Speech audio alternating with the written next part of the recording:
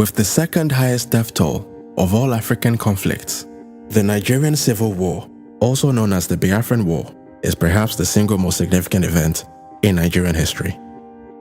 This 3-year conflict, which raged on from the 6th of July 1967 till the 15th of January 1970, would claim the lives of over 100,000 soldiers and an estimated 2 million civilians, as the Nigerian government, led by General Yakubu Gowon, fought to prevent the secession of the self-proclaimed Republic of Biafra, which was led by General Chukwuemeka Odumegwu Ojukwu.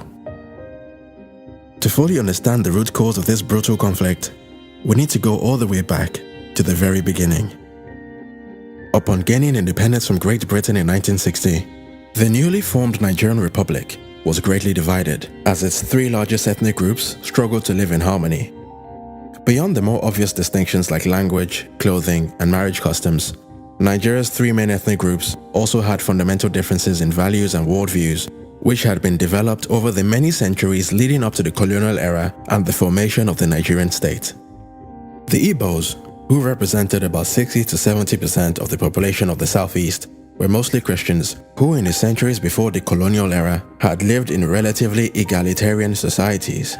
Although most Igbo towns and villages were headed by monarchs known as Ezes, the political decision-making process within Igbo communities was actually quite democratic, as it involved general assemblies composed of title holders and other respected members of Igbo society. Status was acquired through one's ability to solve societal issues, and respect was given primarily to those who had acquired wealth, as opposed to those who had simply inherited it. The character of Okonkwo in the book Things Fall Apart by renowned Nigerian author Chinua Achebe was in many ways the perfect illustration of the uniquely Igbo vision of the self-made man. The Igbo's particular appreciation for wealth creation through hard work is undoubtedly the main reason why many of Nigeria's champions of industry have been of Igbo ancestry.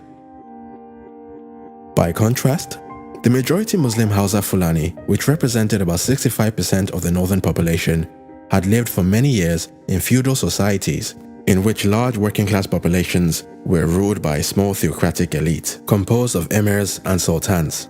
As their political leaders often doubled as religious leaders, compliance and submission to the will of the political establishment was not simply a civic duty, but a religious one. Very much unlike in Igbo societies, there was nothing particularly odd or shameful about a man aspiring to live a modest life as a farm worker, craftsman, or a nomadic cattle herder. But contrary to commonly held prejudices, the Hausa Fulani were not in any way lazier or inherently less enterprising than their southern counterparts.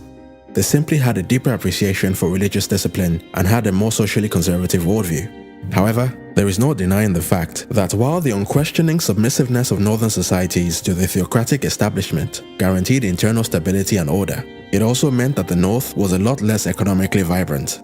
Northerners were generally less open to new ideas and often completely rejected secular education in favor of Islamic education. Demonstrating the extent of Nigeria's North-South divide, some studies estimated that as at Nigeria's independence in 1960, northern Nigeria had an English literacy rate of just 2%, compared to the Southeast, which had an English literacy rate of 19.2%. The Yorubas, which formed about 75% of Nigeria's southwestern population, were in many ways a sort of halfway house between the Igbos and the Hausa Fulani, both in terms of their religious affiliation and their political history. Although also majority Christian, they nevertheless had significant populations of Muslims as well as followers of the ancient Yoruba religions. In simple terms, the traditional Yoruba political structure was basically less autocratic than the Hausa Fulani, but not as democratic as the Igbo. For centuries, Yoruba societies were ruled by kings known as Obas, who governed in close consultation with chiefs, priests, and priestesses.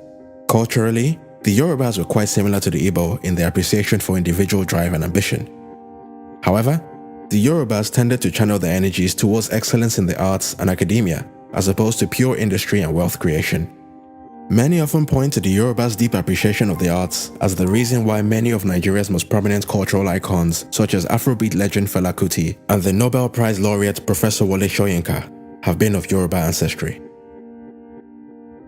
But to say that the differences between Nigeria's 3 main tribes meant that every Igbo, Yoruba, or Hausa Fulani person hated anyone who wasn't from their tribe would be very far from the truth. In reality, most Yoruba societies got on well enough with Igbo societies.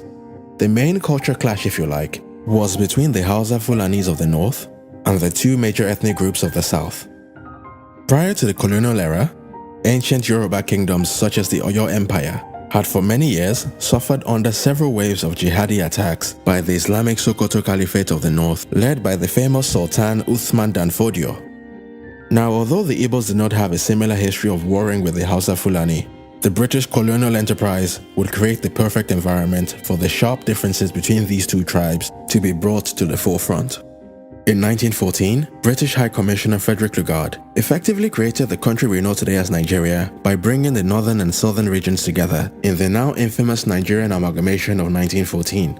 Till this very day, the feeling amongst many Yoruba and Igbo historians is that one of the main purposes of this amalgamation was to place the more affluent south under the control of the autocratic north. The theory goes that by joining the more educated and therefore less controllable southern region to the much larger northern region, the British government was better able to implement its policy of indirect rule, as the amalgamation essentially gave dominion over the entire country to the northern elites, who were significantly less rebellious and generally more amenable to British interests.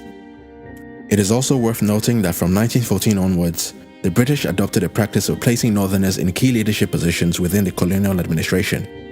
Despite being generally better educated, southerners were more often than not limited to managerial and executive roles within the colonial apparatus.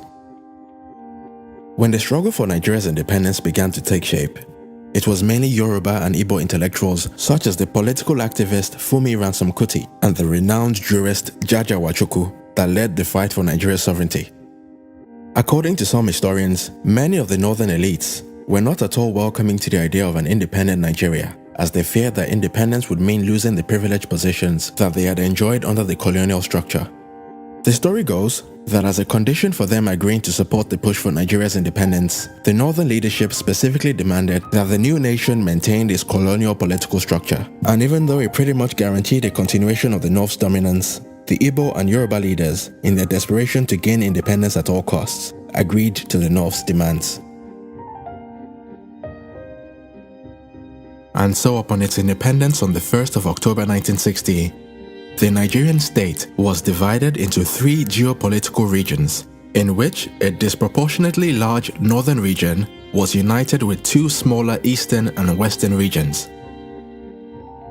Nigeria's British-style parliamentary government was led by its first and only Prime Minister, Alhaji Abubakar Tafawa Balewa, the northern co-founder of his political party, the Northern People's Congress.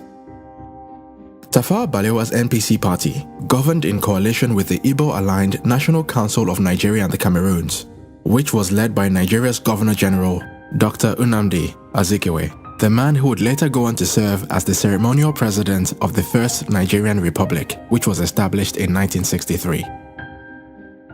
The Yoruba-aligned Action Group Party, which was headed by Chief Obafemi Awolowo, played the opposition role. If unity was the goal, then the Nigerian state had gotten off to a very bad start.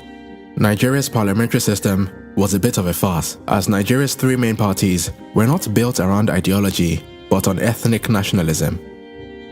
With the vast majority of Nigeria's general population still largely unfamiliar with the Western-style democratic system of their new country, pretty much everyone voted based on ethnicity. The Southwesterners voted for the AG, the Southeasterners for the NCNC, and the Northerners for the NPC. And as the northern region was by far the largest constituency, the NPC was basically guaranteed control over Nigeria, as none of the other two parties could compete with the NPC's large northern voting base. As you can imagine, it was only a matter of time before the shoddy foundations on which the Nigerian state had been built began to show serious signs of strain. The entrepreneurial spirit of the Igbos would see many of them move out of their hometowns in search of all the opportunities their new nation had to offer. From Lagos to Benin, Port Harcourt, and even major northern cities like Kano and Kaduna, Igbos began to build businesses and pioneer new industries in the places they migrated to. But as is often the case with successful immigrants, it wasn't long before many of the locals, especially in the north, began to feel more than a bit uncomfortable with the success of their new neighbors.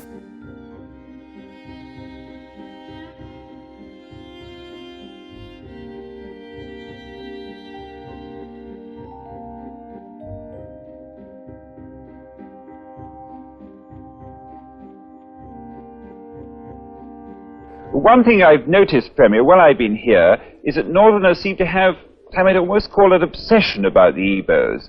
Could you perhaps explain that to me? Well, the Igbos are more or less the type of people whose desire is mainly to dominate everybody. If they go to a village, to a town, they want to monopolize everything in that area. If you put them in a labor camp as a laborer, within a year they will try to emerge as headman of that camp, and so on. Well, in the past, our people were not alive to their responsibilities, because you can see from our northernization policy that in 1952, when I came here, there weren't 10 northerners in our civil service here. Then I tried to have it northernized, and now all important posts are being held by northerners. Is this policy of filling all key posts in the north solely with northerners and not with other Nigerians a temporary or a permanent one? In actual fact, what it is a northerner first. If you can't get a northerner, then we take an expatriate like yourself on contract. If we can't, then we can employ another Nigerian, but on contract too. This is going to be permanent, I should say, as far as I can foresee, because it will be rather dangerous to see the number of boys who are now turning from all our learning institutions, coming out with having no work to do. I'm sure whichever government of the day might be, it will feel rather embarrassed, and it might even lead to bloodshed. Doesn't this damage the idea, sir, of all people in all regions in Nigeria being fellow citizens of one country? Well, it might, but you are, new to our region, but how many northerners are employed in the east or in the west? The answer is no. And if there are, there may be 10 laborers employed only in the two regions.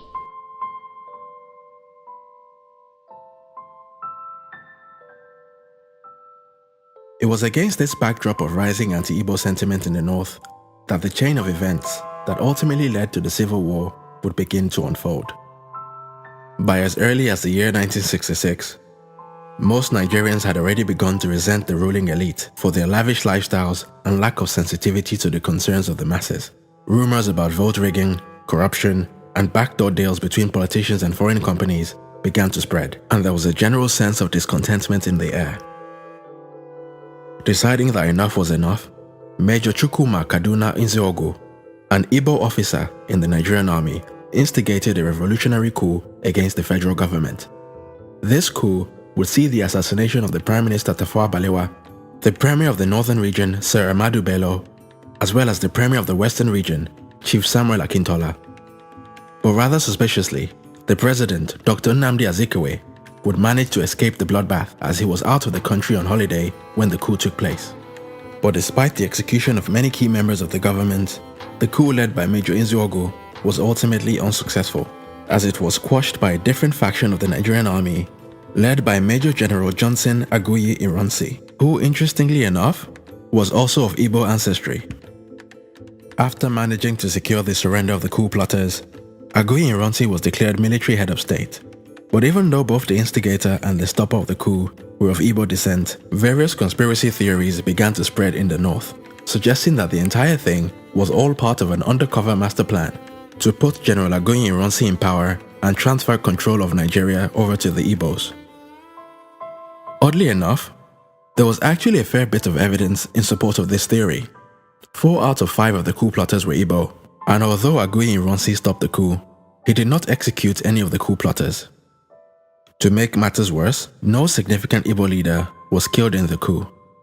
President Nnamdi Azikiwe had avoided all the drama thanks to his suspiciously timed holiday, while Michael Okpara, the Premier of the Eastern Region, had also managed to survive the coup, even though he did end up losing his job to Colonel Chukwuemeka Ojukwu, the man who would later go on to lead Biafra's attempt to break away from Nigeria.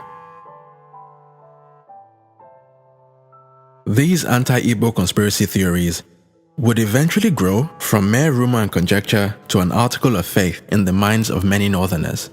And on the 29th of July 1966, a group of Northern Army officers instigated a counter-coup against the Ironsi administration. Unlike the previous one, this coup was successful.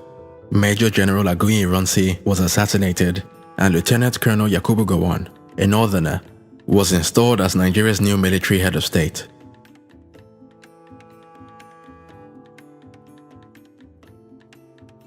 Unfortunately, the northern retaliation would not end there.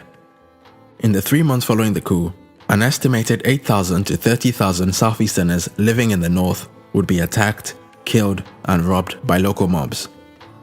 Fearing for their lives, over 1 million Southeasterners fled back to their homelands, leaving behind businesses, homes, churches, and in some unfortunate cases, children that had been the fruit of inter-ethnic marriages. With the deluge of refugees flooding back into the eastern region with shocking stories of betrayal and trauma, the Nigerian project was on the brink of collapse.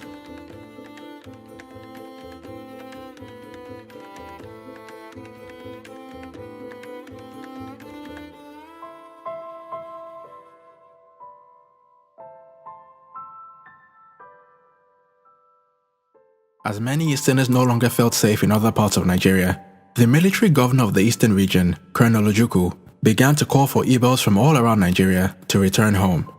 Rumors about the eastern region's impending breakaway from Nigeria became front-page news after it was reported that a plane carrying imported weapons had crashed in the eastern city of Enugu. Knowingly or unknowingly, Colonel Ojukwu essentially confirmed all rumors with a series of rousing criticisms of the Gowon administration's failure to provide adequate protection to the thousands of Igbos who were being attacked and killed by people they imagined were their fellow citizens. With tensions at an all-time high, General Yakubu Gowon and other key members of the government agreed to meet with Colonel Ojukwu at a neutral location so that both sides could try to de-escalate the situation. This 2-day meeting will take place in the Ghanaian town of Aburi from the 4th to the 5th of January 1967. To Gowon's great surprise, Colonel Ojukwu took the meeting very seriously and was very well prepared. He set out very clearly all of the eastern region's demands, which included greater political autonomy, greater control over the revenue from the southeast oil deposits, and also a restructuring of the Nigerian army in a way that devolved powers to the regions and got rid of the unfair recruitment quota system, which had allowed for a disproportionately large number of northerners to join the Nigerian army. Although many still debate what exactly was agreed at this meeting, General Ojukwu left Aburi fully convinced that Gowon had accepted all of the eastern region's demands. This controversial agreement, known today as the Aburi Accord, was not honored by the Gowon administration.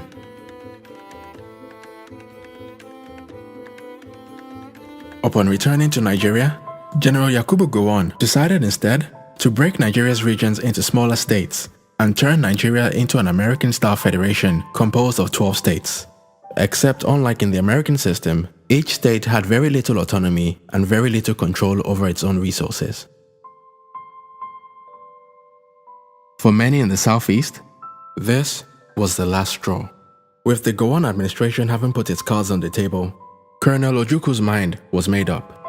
He proceeded to consult with the various chiefs and traditional rulers of the eastern region, and on the 30th of May 1967, Ojukwu officially announced the secession of the eastern region and the establishment of the state of Biafra. And with the support of many key members of the southeastern leadership, Colonel Ojukwu cut all ties with the Nigerian army and was proclaimed General Ojukwu, Biafran President and Commander-in-Chief of the Biafran Army. The declaration of Biafra's secession was celebrated in the streets. For many, the establishment of Biafra was a long-awaited restoration of the pre-colonial sovereignty of the region and the beginning of a bright new dawn for its people. But unfortunately, the celebrations would be short-lived, as the Nigerian government's response was to declare war on Biafra.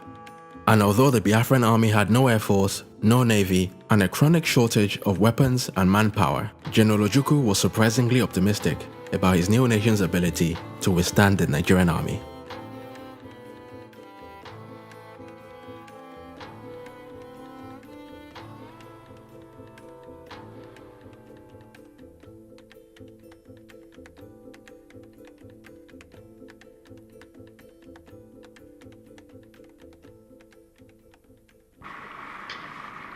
if civil war comes,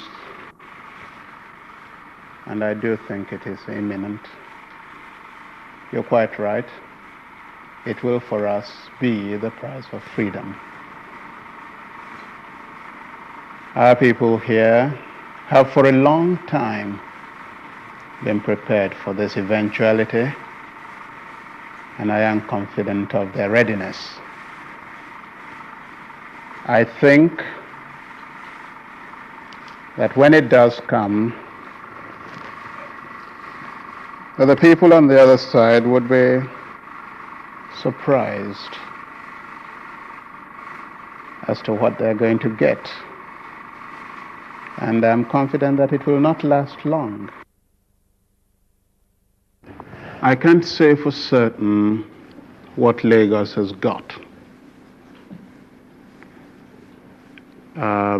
When we lost direct contact with Lagos, they had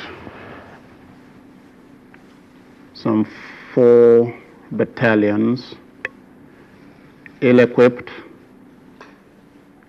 and I know that they have been purchasing a lot of arms since, and I know that they have negotiated and received a few armored vehicles. Prior to that, they had some scout cars. I know they have tried to get planes. I am not sure they have got them there. But on our side, we too have not been sitting quietly. There has been quite a lot of build-up. And I think what I have here is sufficient to maintain the integrity of Biafra and more.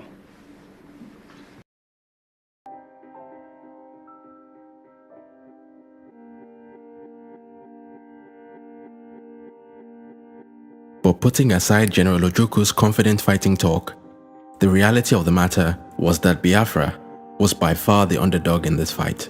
The Nigerian military was larger, better funded, better trained, and had secured the support of Britain and other world powers.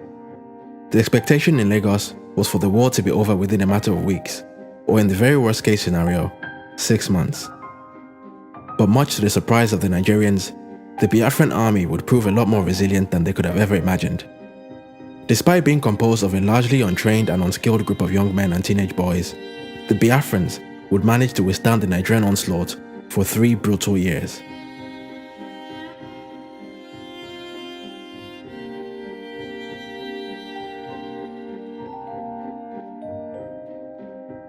The early campaigns of the Nigerian forces were quite successful, as they quickly managed to reclaim significant Biafran cities and monuments.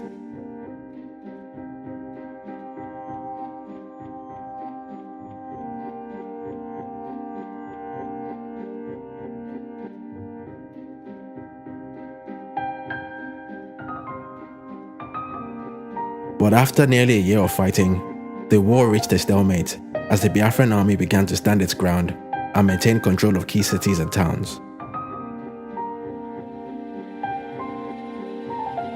Within the nation itself, the civilian population tried to carry on living life as normally as they could. With most of the men and boys on the battlefront, it was up to the women to manage the day-to-day running of the country. But as the war raged on, any hopes that the civilian population had of continuing to live their normal lives began to fade away. With both sides unable to reach an agreement, despite several attempts at peace talks, including one in Ethiopia presided over by Ethiopian Emperor Haile Selassie, the Gowon administration came to the very reckless conclusion that the only way to break the deadlock would be to trigger its nuclear option.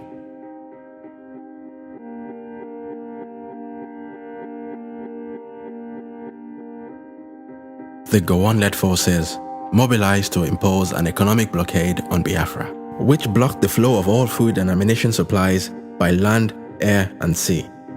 This move would turn out to be perhaps the single most destructive political decision in West African history, as it would ultimately lead to the death by malnourishment of an estimated 2 million civilians most of whom were children suffering from the protein deficiency disease known as kwashiorkor. You see, prior to the war, dietary protein in the Biafran diet primarily consisted of locally sourced seafood, as well as dried stockfish, which was imported from Norway. Other sources of protein such as chicken, pork and beef were generally only enjoyed on special occasions, as they were often too expensive for the wider population. But as the blockade prevented the importation of Norwegian stockfish, and also restricted the local fishermen's access to the seas, the region's protein supplies were quickly depleted, and the national diet was reduced to almost 100% starch. As the war took place around the golden era of TV media, the images of millions of malnourished Biafran children, projected on TV sets worldwide, would be one of the global community's earliest introductions to the now infamous trope of the starving African child.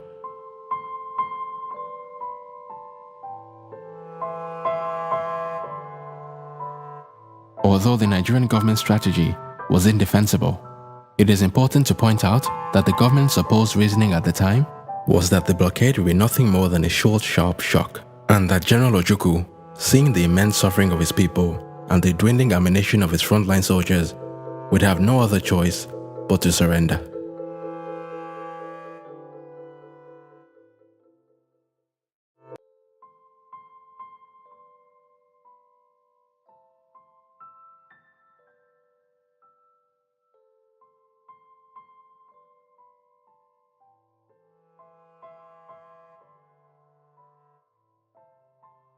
However, what the Nigerians had failed to realize was that the Biafran state had secured the support of a foreign benefactor of its own. Although the only countries to publicly recognize the state of Biafra were Tanzania, Gabon, the Ivory Coast, Zambia, and Haiti, Charles de Gaulle's France had taken a secret interest in Biafra as it saw it as the perfect addition to its sphere of influence in West Africa. According to French President Charles de Gaulle, Biafra was a just and noble cause, and so working closely with the French-aligned governments of the Ivory Coast under President Félix Houphouët-Boigny and the Gabonese Republic, led by President Omar Bongo, the French government helped to prolong the war by providing Biafra with weapons, mercenary fighters, and as much food as could be smuggled past the Nigerian blockade. France also publicized Biafra's cause on the international stage, describing the situation as nothing short of a genocide. The eventual discovery of France's involvement in the war would lead to protests on the streets of Lagos, with many accusing the French government of being the real reason why the war had continued, despite the fact that the Biafran forces had very little chance of overcoming the Nigerian military.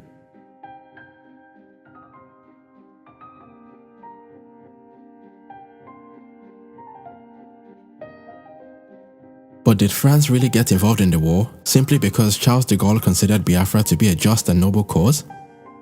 Well, not exactly. France's involvement was all about economics and had very little to do with some romantic desire for the Biafran people to share in the French ideals of liberté, égalité, and fraternité. Later investigations will show how the French state-owned oil company ELF had secured lucrative drilling agreements with the Biafran state.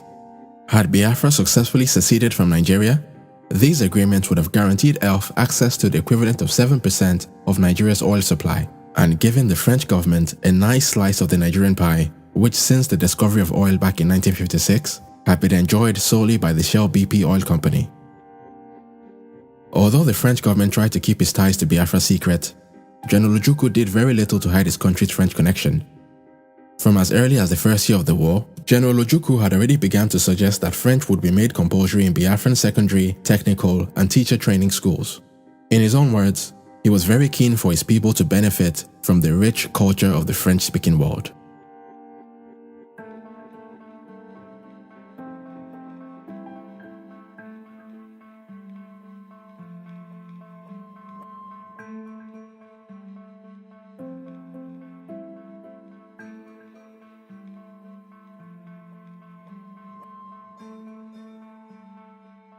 As the death toll began to rise exponentially, the whole world was becoming more aware of the level of carnage and immense suffering of the Biafran people.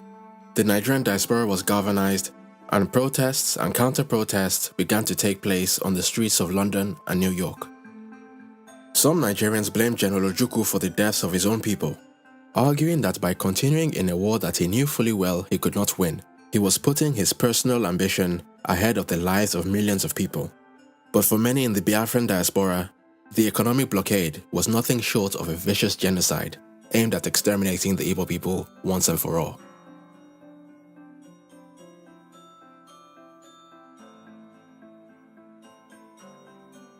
Another accusation that was thrown at General Ojukwu was that the only way he managed to cajole his army and his people to continue in the fight for Biafra was by reporting stories of false victories and by giving false guarantees about the imminent end of the war.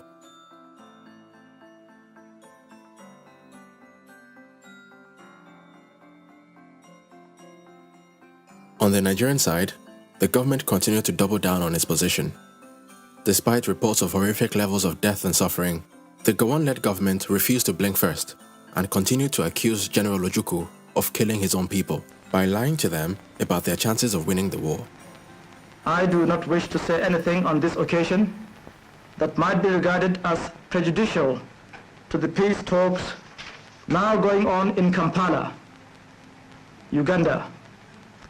But in the words of Mr. Asika, the rebel leaders ought to know when enough is enough.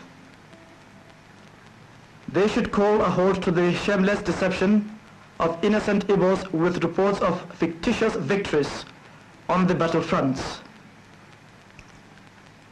They should appreciate that the so-called diplomatic recognition by dubious characters cannot, in the least, alter the course of Nigerian history. It is sheer wickedness for Ojukwu and his clique to continue to goad innocent citizens to support rebellion and lay down their lives for a cause that is not just. The rebel leaders know in their hearts of hearts that all their false propaganda about genocide and massacre derives from personal ambition and the haunting fear of their own future and safety. Consequently, they do not know when to stop. I call on those who claim to love Nigeria and the Igbos to face realities and advise the people of the East Central State to lay down their arms and return to the fold. It is not enough for organizations and individuals to ask the federal government to cease hostilities while ignoring the evil intentions of the rebels. I honestly believe it is in the true interest of the Igbos that they return to the fatherland. I am satisfied that all other Nigerians have learned the lesson of our most recent history and the current civil war. And I pray to God that there will never be a repetition. You see, contrary to popular belief, the Biafran government was much more than just a rebel military force. General Ojukwu also assembled a group of elite writers and artists who were tasked with cultivating nationalist spirit at home and also spreading Biafra's message on the world stage. Political cartoons were put up all around the country, pushing simplistic interpretations of the causes of the war and demonizing not just the Nigerian military, but the Nigerian populace at large. On the international stage, notable members of the Biafran apparatus, such as Chinua Achebe and Gabriel Okara, publicized the plight of the Biafran people.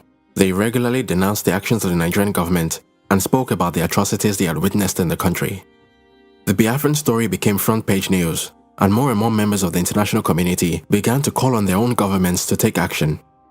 On the 29th of May 1969, Bruce Mayrock, an American student at Columbia University, set himself on fire at the United Nations headquarters in New York in protest of what he believed was a genocide against the nation and people of Biafra. He was pronounced dead the very next day.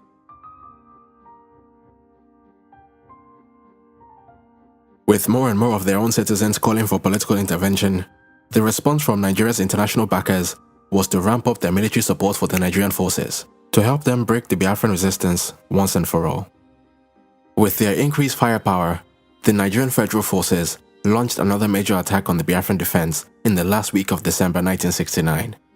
This final offensive, known as Operation Tailwind, was executed by a battalion led by Colonel Olusegun Obasanjo, a man who would later go on to be a two-time president of Nigeria. Operation Tailwind would ultimately break the deadlock. After over 3 weeks of heavy fighting, the last two major strongholds of Owerri and Uli fell to the Nigerian forces. Unwilling to go down with the Biafran ship, General Ojukwu fled by plane to the Ivory Coast, leaving behind his deputy Philip F. Young to negotiate the terms of Biafra's surrender to General Yakubu Gowon on the 14th of January 1970.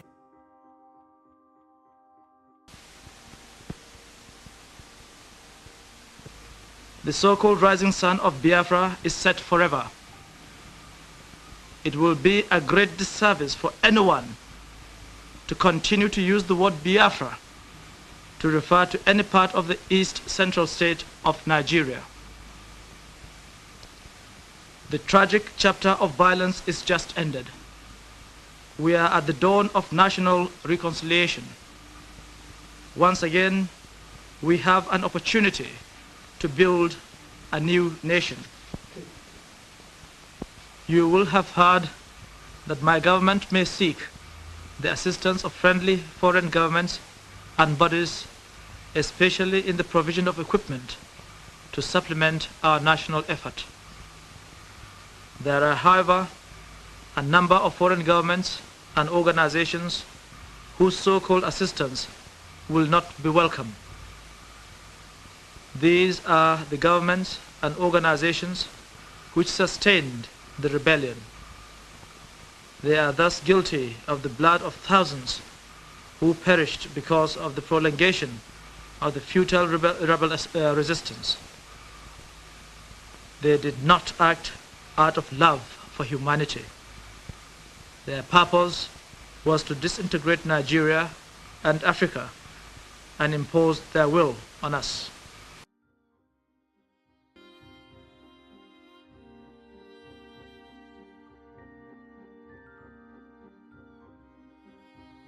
To say that the Nigerian government did not do enough to bring healing and reconciliation in the years following the war would be a gross understatement. Even the federal troops that were deployed to assist in the resettlement of the survivors of the war would be accused of taking advantage of the people that were there to help. I have complaints about the behaviour of your troops. Many women say they've been molested and raped. Men say their property has been taken away from them, looted. Do you know anything about this? I don't think that is true. To say general looting and raping and the rest of it, that couldn't be true. You know, in every war, there's always one or two odd soldiers who will behave in the out of the general pattern. And well, I won't deny that there will be cases of this. And you do realize that it's not very easy for officers to be there all the time to check this type of thing. But everything is being done to keep the soldiers out of the villages, out of the roads, out of the towns. But here in the centre of this town, Colonel, I've personally seen soldiers taking household gear away from people's homes, loading it onto trucks and driving away. A sergeant major stopped one truck and made them take some stuff off. That sometimes we carry refugees with their belongings from the towns to the villages. Yeah. This could be. But this was just property being taken out of a house, furniture, a bedstead, among other things. Well, that might be one of the cases, the few odd cases I've talked about. But there are always people around who will check this type of thing, you know.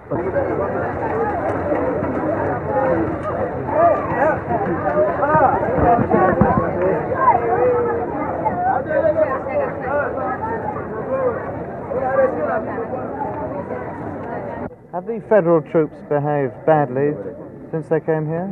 Have they beaten people? That's seizing of their things.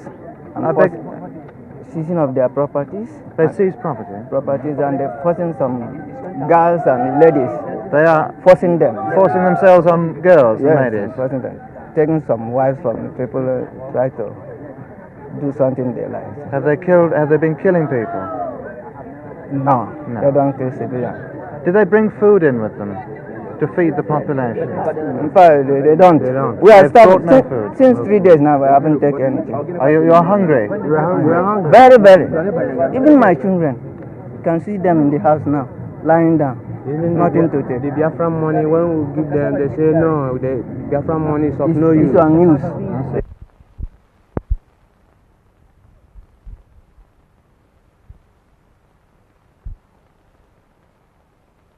Do you know anything about raping or looting? No, I know nothing about that. No. What about food supplies? Is it true that the relief supplies are not coming in? Well, we have to make a distinction between the rural areas and the towns. It is coming into the towns because it's easier to arrange for transport. But obviously, it's more difficult to penetrate into the rural area. Have you seen any relief supplies here? Where's the feeding station? No, this is my first visit to Owerri. I'm living about 8 or 9 miles away. The people who say that there isn't such a centre. Well, I've just come from the police barracks, and they are distributing food every day down in the police barracks to the people. Through the police, not the Nigerian Red Cross. Through the police. The war had left millions of Igbos homeless, bereaved, and unemployed. To make matters worse, Nigeria had changed its currency during the war, and so the many Easterners who still held the old Nigerian currency were left in a very precarious position. The man who was tasked by the Gowon administration to rectify the problem was the former opposition leader, Chief Obafemi Awolowo, who at the time was Nigeria's Commissioner of Finance. His solution was to simply award every Easterner a grand total of 20 Nigerian pounds, regardless of how much money he or she had in their bank account prior to the war. For obvious reasons, this policy was seen as a deliberate attempt to cripple the economic recovery of the Igbo middle and upper classes. It was also at this time that the Gowon administration passed the controversial indigenization decree, which basically forced all foreign-owned companies operating in Nigeria to sell a proportion of their shares to Nigerian citizens. With many Igbos left with just 20 Nigerian pounds to their name, the main beneficiaries of the indigenization policy were the wealthy Yoruba and Hausa Fulani elites. Even till today, the wealth of a few of Nigeria's most prominent Hausa, Fulani and Yoruba families can be traced all the way back to shares that were acquired under Gowon's indigenization policy. A whole 50 years have now passed since the end of the Civil War, but the ghost of Biafra continues to haunt the Nigerian state. Just 1 year after the death of General Ojukwu in 2011, a group known as the Indigenous People of Biafra, or IPOB for short, became the latest among several post-war Biafran secessionist movements that have tried to lead a second Biafran breakaway. The response from the Nigerian government has again been very heavy-handed, showing how little has been learned from the mistakes of the war. The IPOB leader, Nnamdi Kanu, has been arrested and harassed numerous times by the Nigerian state, which has only helped to energize his base and build his cult-like following. The Biafran question now occupies a menacing position in Nigeria's political terrain, and with each passing day, it is becoming very clear that the Nigerian government can no longer continue to sweep the matter under the carpet. The IPOB are not the only independence movement threatening to break the Nigerian Union. The oil-rich Niger Delta region, which despite being the source of Nigeria's wealth, remains one of the most underdeveloped regions in the country, has for many years been riddled with militant separatist groups such as the Niger Delta Avengers and the Niger Delta Greenland Justice Mandate. Similarly, for many years, a number of groups in the Yoruba heartlands have been calling for the creation of a separate Yoruba state that would be known as the Oduduwa Republic. The one thing that unites all of these groups is the strong belief that nothing has really changed since colonial times. In other words, the only group that still has a vested interest in the continuity of the Nigerian Union are the northern elites. And in all honesty, it doesn't take a rocket scientist to understand why this view is so prevalent. There is no doubt that a breakup of Nigeria would most likely lead to economic ruin for a lot of rich and powerful northerners who could potentially find themselves left behind in a landlocked country with no access to the sea, no oil revenue, and a large undereducated population, of which an estimated 50% of women have no formal education. When Frederick Lugard created Nigeria back in 1914, it was arguable that he had no idea how badly the Nigerian project would turn out. But what has become very clear over a century later is that Nigeria in its current state just does not work. For a country as large and as diverse as Nigeria, the concentration of power in the Nigerian federal government is a recipe for disaster. With large sections of its population continuing to express feelings of marginalization and disconnection from the federal government, many have been putting forward the very sensible case for a restructuring of the country in a way that devolves power from the federal government to the various regions. This would mean giving each region power over their own resources and a greater ability to decide their own destinies. But while the idea of devolving powers from the federal government may be good for Nigeria as a whole, it would obviously mean a loss of power for those who benefit under the current system. For obvious reasons, these vested interests are the biggest stumbling blocks preventing any sensible conversation about the state of the nation. For the sake of the many innocent and peace-loving Nigerians, one can only hope and pray that the Nigerian establishment chooses to loosen its tight grip on power before it's too late.